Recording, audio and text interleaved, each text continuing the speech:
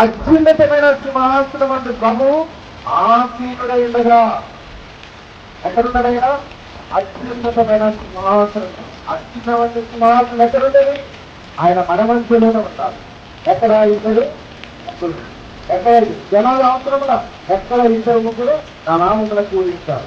కనుక అక్కడ ఆయన నివసించబడి ఉంటారు. అయితే ఇక్కడ యాకోబు దేవుడుగా తను తాను ప్రత్యక్షత మలుచుకొని తన జనాంగం కొరకు ఇక్కడ ఆయన ఆశీనుడై ఉన్నారు.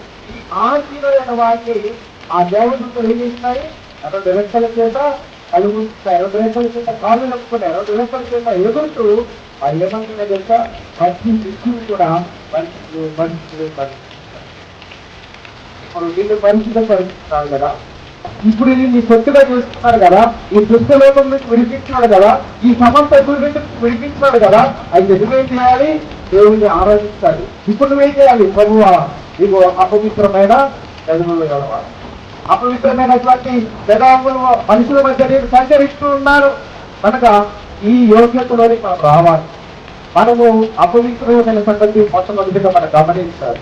అయితే దాని నుంచి మనం విడిపించడానికి క్రీస్తు యేసు నరుడు మన మధ్యలోకి వచ్చి ఏం చేసినాడు? ఆయన ప్రాయశ్చిత్తం చేసినాడు.